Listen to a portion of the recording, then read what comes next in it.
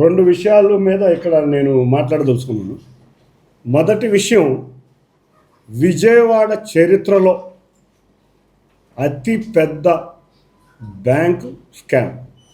ఈ విషయం గురించి మొదటిగా మాట్లాడదలిచాను. రెండవ విషయం ఏంటంటే, నా మీద సోషల్ మీడియాలో జరుగుతున్న, నా మీద కానీ నా కుటుంబం మీద కానీ నా కంపెనీల మీద కానీ జరుగుతున్న ప్రచారానికి రెండవ విషయం సమాధానం. మొదటి విషయానికి వస్తే, ఈ విజయవాడ నగరం ఎప్పుడూ కూడా చిన్న చిన్న వ్యాపారస్తులు, చిన్న చిన్న వర్తకులతో బ్యాంకు లోన్లు తీసుకుని ఎప్పుడూ కూడా ప్రశాంతంగా వ్యాపారం చేసుకునే ఈ నగరంలో ఒక భారీగా ఎవరన్నా బ్యాంక్కి రుణపడి ఉన్నారంటే 4-5 కోట్లు రుణపడి ఉంటారు. కానీ ఈ నగర చరిత్రలోనే అతిపెద్ద భారీ కుంభకోణం మీ చేతికి పేపర్లు ఇచ్చింది.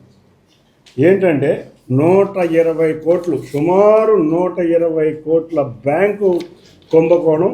ఇది విజయవాడ నగరంలో ఒక రికార్డు కుంభకోణం.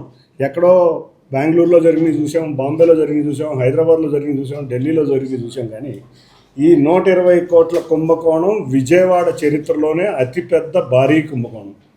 నిజంగా చూస్తే మీకు పేపర్లు కూడా ఇవ్వడం జరిగింది. నేను ఏది చెప్పినా కూడా సాక్ష్యాధారాలతోనే చెప్తా, అంతేగాని ఏదో సోషల్ మీడియాలో పసలేని ఆరోపణలు చేయను. మొదటి పేపర్ చూస్తే, మీకు ఇచ్చిన మొదటి పేపర్లో 91 కోట్లు ఒక అకౌంట్ నెంబర్కి, రెండో అకౌంట్ నెంబర్కి 23,70,00,000, అంటే సుమారుగా 115 నుంచి 120 కోట్ల భారీ కుంభకోణం. అది కూడా ఒక ఇండియన్ ఓవర్సీస్ బ్యాంకులో జరిగింది. ఈ జరిగిన దానికి బ్యాంకు వారు 2 లెటర్లు కూడా రాశారు ఈ కుంభకోణం చేసిన వ్యక్తికి. ఆ పేర్లు కూడా మీకు క్లియర్గా ఉన్నాయి. అంతేకాకుండా రిసీవ్ చేసుకున్న వ్యక్తి యొక్క సంతకాలు కూడా, నేను రిసీవ్ చేసుకున్నానన్న సంతకాలు కూడా ఇక్కడ మీకు ఉన్నాయి. అది ఎవరో కాదు, మన మాజీ ఎంపీ, రోజు ఫేస్బుక్లోనో ట్విట్టర్లోనో రెట్టలేసే ఒక మాజీ ఎంపీ తీసుకున్న రుణం. ఈ రుణం చూస్తే 120 కోట్లు. మరి మా విజయవాడ వాసులు అందరూ కూడా ఆశ్చర్యపడే రీతిగా 120 కోట్లు రుణం తీసుకున్నారు. సరే, ఈ 120 కోట్ల రుణం ఎప్పుడు ఇది ఎన్పిఏ అయింది అంటే, సుమారు 2016-17 సంవత్సరాల మధ్యలో ఒక ఎన్పిఏ అయింది ఈ అకౌంట్. అంటే అప్పుడు 120 కోట్ల అకౌంటు, ఈ 120 కోట్ల అకౌంటు ఎన్పిఏ 2016-17 సంవత్సరాల్లో అయింది. కానీ ఈ కుంభకోణానికి ఎవరెవరు సూత్రధారులు, పాత్రధారులు ఉంటారు కదా. బ్యాంకు నిజంగా చూస్తే ఇవాళ అది ఒక నేషనలైజ్డ్ బ్యాంక్, అంటే ప్రభుత్వ ఆధీనంలో ఉన్న బ్యాంకు. ఒక రైతులకి రుణాలు ఇస్తారు. నిజంగా చూస్తాం, పాపం రైతులు నిజంగా పొలంలో కష్టపడి రుణం ఇవ్వడానికి నేను కూడా చాలా బ్యాంకులకి చాలామందిని మా రైతులకు రుణం ఇవ్వమని పంపిస్తా. రుణం ఇవ్వడానికే ఇబ్బంది పెడతారు.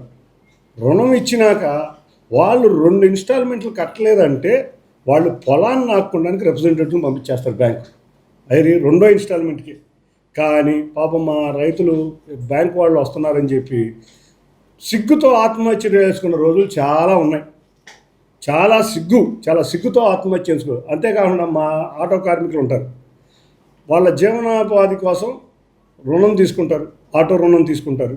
కానీ 3వ ఇన్స్టాల్మెంట్ కట్టకపోతే ఏం చేస్తారు, బ్యాంకు వచ్చి ఆటోలు లాక్కుపోతారు. మీకు తాలూకా సంబంధించిన వ్యక్తులే 2 వీలర్ తీసుకునే వాళ్ళు ఉంటారు, ఎలక్ట్రానిక్ వస్తువులు తీసుకునే వాళ్ళు ఉంటారు, ఇళ్ళ హౌస్ లోన్లు తీసుకునే వాళ్ళు ఉన్నారు. ఏ రోజు కూడా బ్యాంకు 3వ ఇన్స్టాల్మెంట్ కట్టకపోతే సీజ్ ప్రొసీజర్ ఉంది. మరి ఇంత బడాబాబులు, మరి 120 కోట్లు ఎన్పిఏ అయిపోయి 11 సంవత్సరాలు అయిపోయినా కూడా బ్యాంక్ అధికారులు పట్టించుకోలేదంటే, బ్యాంక్ అధికారులు ఎవరితో లాలూచి పడ్డారు? బ్యాంక్ అధికారులు మీకు ప్రశ్నిస్తున్నా, ఇది ప్రజాధనం కాదా? ఇంకో విషయం వస్తే, ఈ బ్యాంకుకి పెట్టిన ఆస్తులు మీరు తనఖా పెడతారు కదా లోన్ తీసుకున్నప్పుడు. ఈ ఎంపీ గారు ఉండే సొంత ఇల్లు, ఈ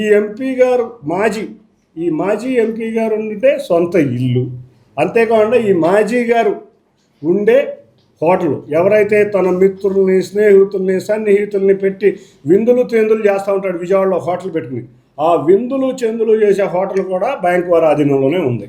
అన్నిటికన్నా ముఖ్యంగా ఇతను నాకు రతన్ టాటా గారు చాలా ఆదర్శవాది, నాకు గొప్ప మిత్రుడు అని చెబుతూ ఉంటాడు. అదే రతన్ టాటా వారిని కూడా ఆయన మోసం చేశారు. మీకు అది కూడా మీకు ఎగ్జిబిట్ ఇవ్వడం జరిగింది. బ్యాంకులో ఉన్న ఆస్తిని మీరు చూస్తే 6వ నెంబర్ ఎగ్జిబిట్లో బ్యాంకులో ఉన్న ఆస్తిని ట్రెంట్ లిమిటెడ్ అంటే వెస్ట్ సైడ్ అనే ఒక కంపెనీ టాటా కంపెనీస్కి ఈ ఆస్తి ఎవరికి తాకట్టు పెట్టలేదు, ఎక్కడా లేదు, ఇది నాదే అని చెప్పి వాళ్ళ దగ్గర కూడా అప్పుగా 3 కోట్ల పైన తీసుకున్న రిజిస్టర్డ్ డాక్యుమెంట్, ఈ ఆధారాలతో కూడా పెడుతున్నారు. అంటే బ్యాంకులో తనఖా పెట్టిన డాక్యుమెంట్ని రతన్ టాటా కంపెనీ అయిన వెస్ట్ సైడ్కి ట్రెంట్కి నేను ఎక్కడా కూడా పెట్టలేదని చెప్పి వాళ్ళ దగ్గర 3 కోట్ల రుణం తీసుకుంటమే కాకుండా ప్రతి నెల వాళ్ళ దగ్గర నుంచి 20 లక్షలు 17 నుంచి 18 లక్షలు రెంట్ కూడా వసూలు చేసుకుంటున్నాడు. అవి ఎవరి డబ్బులు? బ్యాంకులో తనఖా పెట్టిన ఆస్తి యొక్క రెంట్ వస్తే అది ఎవరి డబ్బులు? ప్రజల డబ్బులు. ఎందుకంటే ఇది నేషనలైజ్డ్ బ్యాంక్.